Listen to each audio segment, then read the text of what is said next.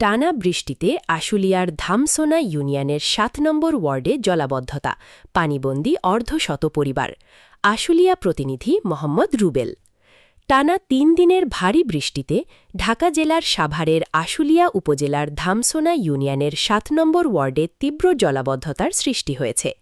এতে প্রায় ৫০টি পরিবার পানিবন্দী হয়ে চরম দুর্ভোগে পড়েছে। ভোগান্তিতে পড়েছেন স্থানীয় বাসিন্দাদের পাশাপাশি গার্মেন্টস শ্রমিকরাও।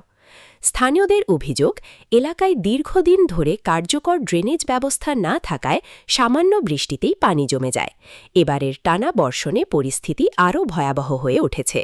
তাদের দাবি, 17 বছর আমরা থাই, পানিতে ঘরবাড়ি সব তলায় গেছে, সুকে সুকে সব ভিজে গেছে। পানি, গুয়ের পানি, টয়লেটের পানি সব ঘরে। বাচ্চা বাচ্চা লইয়ে আমরা থাকতে পারি না। কি সমস্যা হচ্ছে আপনাদের?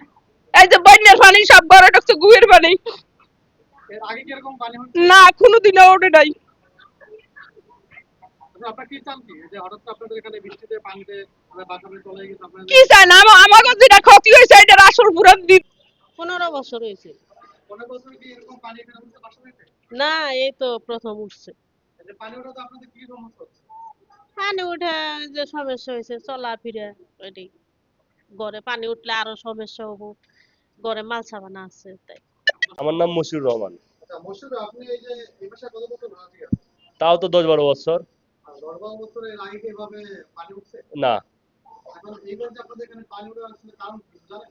এটা বলে ওই যে বাইফেল কোনেজালি বলে নালা আছে, এই নালা বলে বন্ধ করে দিছে।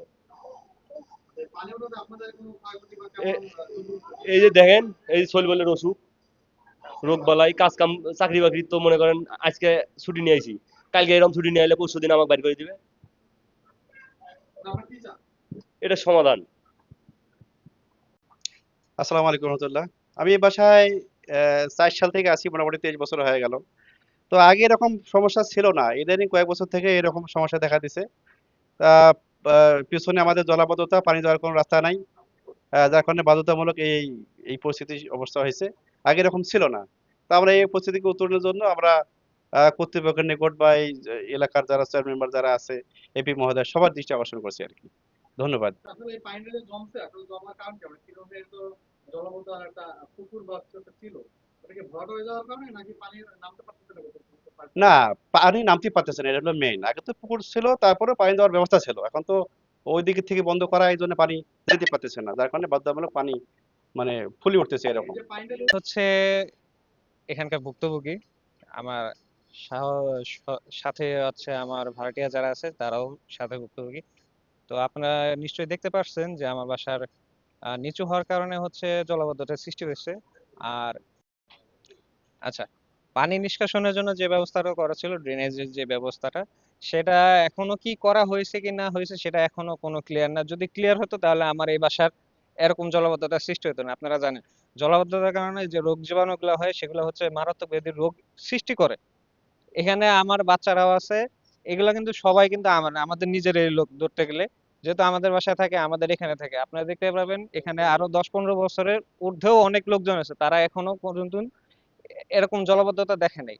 আমার মানে বিশেষ অনুরোধ, আপনারা ড্রেনের কাজটা করতেছেন সঠিকভাবে করুন, না হলে আমাদের এই পরিবেশে বেঁচে থাকার জন্য খুবই কষ্টকর হচ্ছে।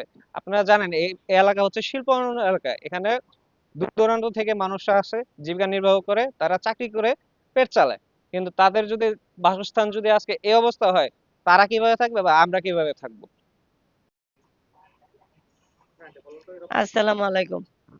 বাপ, আমার এখানে আমার পানি দিয়ে ওই পাশ দিয়ে আটকায় দেওয়ানে আমি বালু আনছি 5 গাড়ি, ময়লার পানি ওহারে আটকায় থই।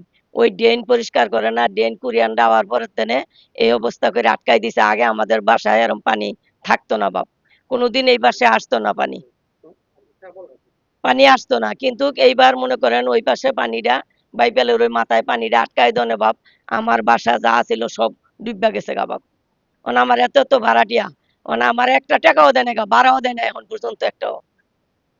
আমি কিভাবে চলবো বাপ, সেটা বলো তোমরা।